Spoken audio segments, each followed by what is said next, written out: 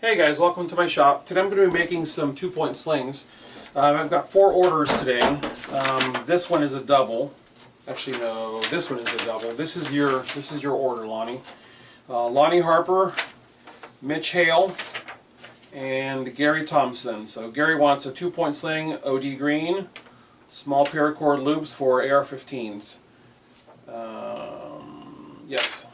Yeah, I changed that recently because I now offer big loops for 12 gauge. So this is the AR-15 version. Actually, I need to do a video for the 12 gauge. And this is for Lonnie. He wants 2-point slings with tri-glides only. For those of you that have your own quick detach, guys, buy a 2-point sling with the tri-glides only. The tri-glides are these things right here. And if you have your own QDs, don't buy QDs for me. Just use the ones you guys have. And then this is for Mitch Hale, tri-glides and QD swivels. Mitch, you and I just talked a few minutes ago, so I'm going to get you squared away. Alright guys, today I'm making some 2-point slings. And as you guys have heard me say before, everything I make is to order. I've chosen to do these videos so you guys understand that when I say that everything I make is made by hand, I really truly mean made by hand. None of what I do is mass produced. None of what I do is produced ahead of time. Everything is bespoke to order.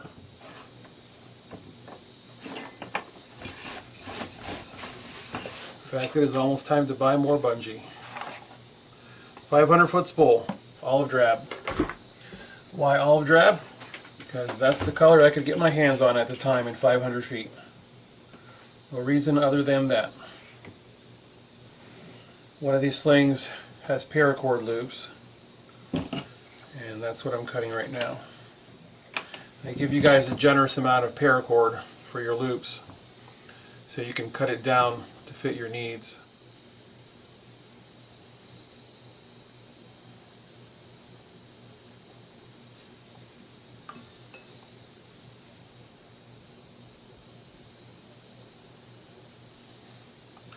I burn the ends of the bungee so that the sheath, the fabric sheath that's over it, doesn't begin to come unraveled and work its way down. And what you're looking at here in cross section are just stacks and stacks of strands of bungee, which is what makes this stuff so strong.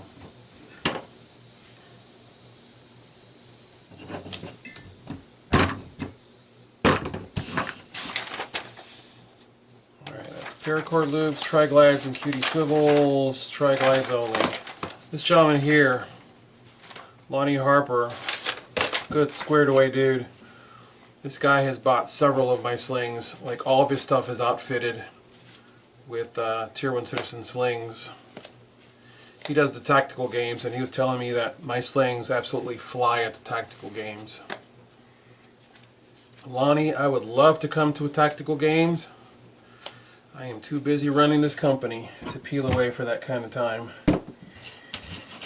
And they never seem to be close to me either. Alright, every one of the slings I'm making is a 2-point, so here we go. First thing I do is I put the length of bungee inside, use the dowel rod to seat it, pinch the dowel rod, pull it out, put it in my lap, go to the next one.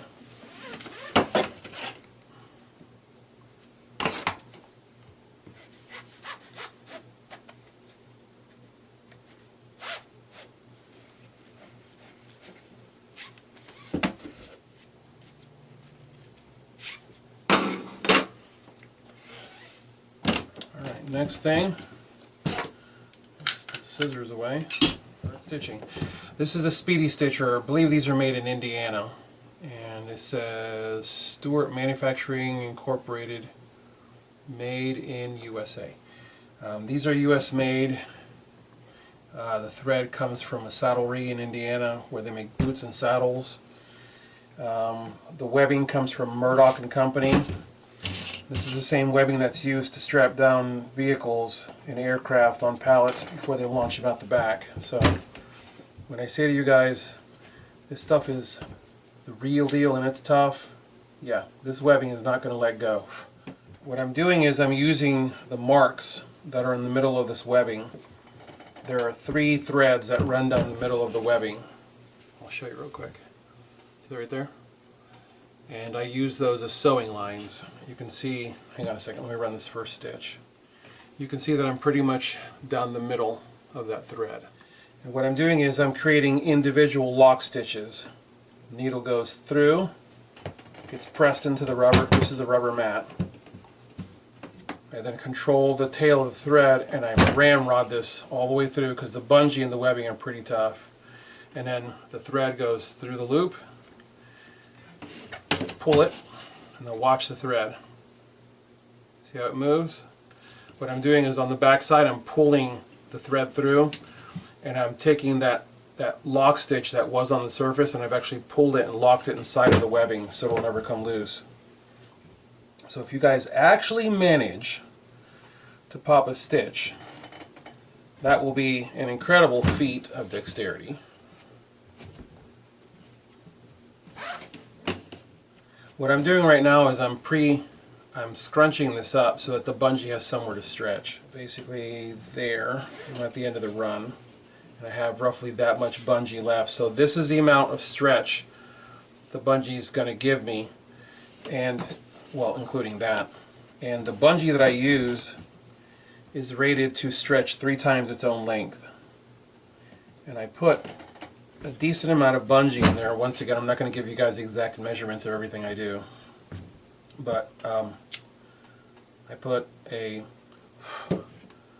pre-prescribed amount of bungee in there and make sure that that I give you guys a good amount of life in that sling. I can pretty much guarantee you that if you're not abusing these slings, they will outlive you and they will probably outlive your rifle. And these will end up becoming heirloom pieces that you can probably pass on to your kids. Because the bungee is encased inside of a protective sheath, and if anything is going to fail, it's going to be the bungee. But the bungee is encased inside of a protective sheath and it's never exposed to UV light. And unless you're intentionally leaving this in a very arid and extremely hot environment, you should be good to go for a very long time. Oh, I forgot to answer the question that I know somebody's going to ask. People ask me how much bungee I use. I basically stretch my arms out and this runs across my sternum, and that's essentially the measurement that I use. So could I tell you what the measurement is? No, because I've never actually measured it. All it is just a length of bungee for me stretching my arms out, because over the years I've tried to find ways to do things without needing to have rulers or tape measures around. Those times where I find myself away from home and I have to make slings for people. I want to be able to sit down with a lighter, a pair of scissors, a speedy stitcher, and webbing and the supplies I need and make a sling without having to have any pre-cut anything.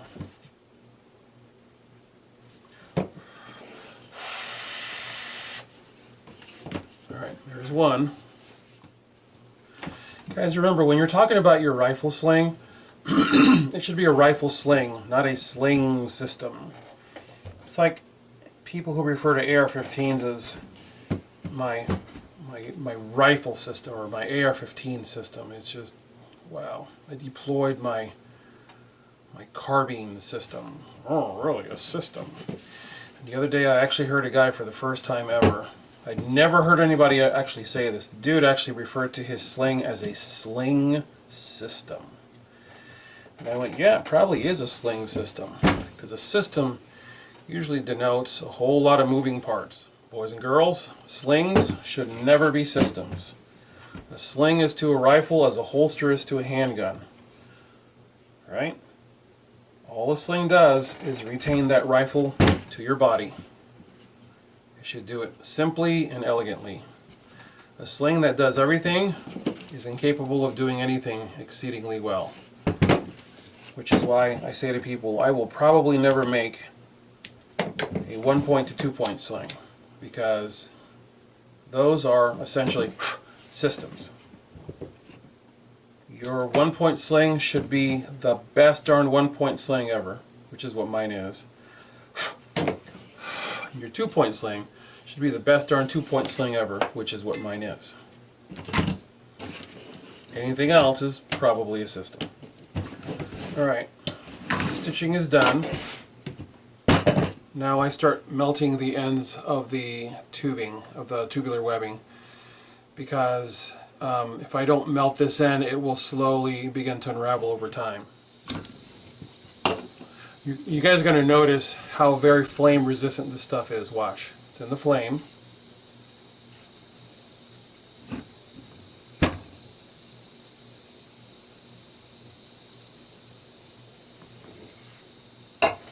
I flatten the end. I go to the next end. Now watch what happens. Right now it's beginning to melt in the flame. And as soon as I take this away from the heat, flame goes out. This stuff will not hold flame. This is true military specification webbing. It is tough as nails and it is very flame resistant. And what you end up with is a nice clean melted end that you guys can work with when you're threading this through the different connection points. I know some of you are watching this right now and are laughing because you're going, wow, this dude is doing like old school hand produced. Yeah, that's why I'm showing you this. I don't have a line of people making stuff. It's just me sitting at a plastic folding table in a converted attic space that works perfectly fine for me. I want to keep things simple so I can work from home, so I can keep overhead under control, so I can give you guys a really stellar product at an affordable price point that actually keeps me competitive with some of the other slings out there. And the thing is, some of the other slings out there aren't even US made. Alright, last one.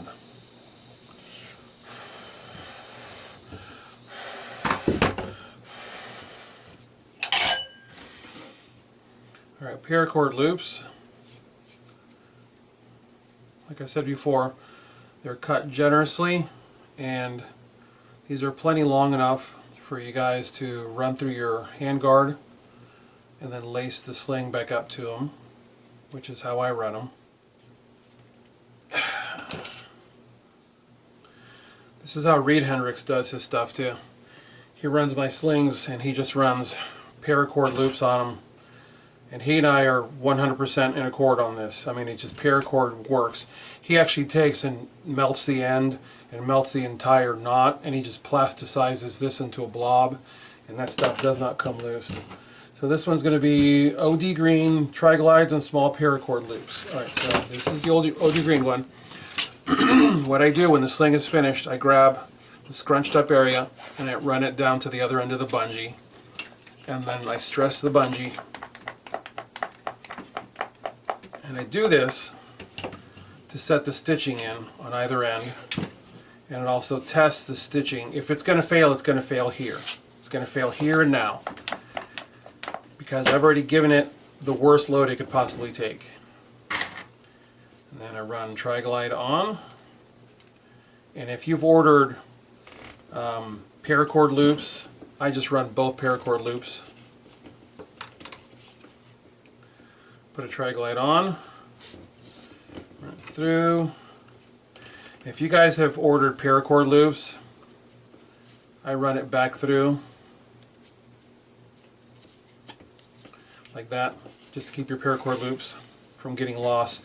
It gives you the ability to get the thing out of the package without anything dropping out of the packaging and you guys losing it. And then I take it, fold it over,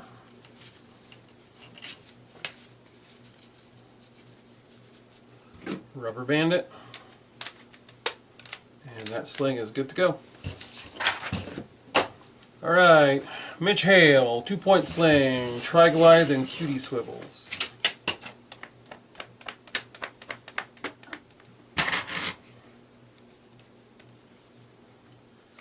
My quick detach are Bravo Company manufacturing, made in the USA, and the triglides are made by a company called Duralast. I believe they're based out of Farmingdale, New York, but I'm not really sure. I don't like the way that ended. I don't like how that corner came out. Let's melt that again. Cut the ends off. Take the lighter. Soften the corners. Just, yeah, there we go. Happy place, happy place. Much better. Alright. The details matter, don't they, boys and girls?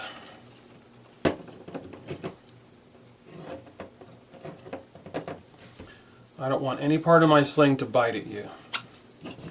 Alright, black and tan. Black and coyote tri-glides only. This is for you, Lonnie.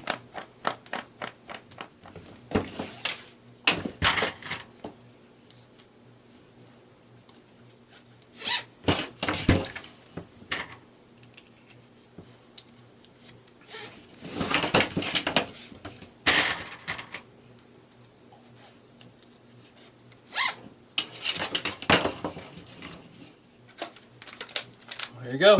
Our sling's ready to head out the door. American made matters, boys and girls. Thanks for watching. Have a good one.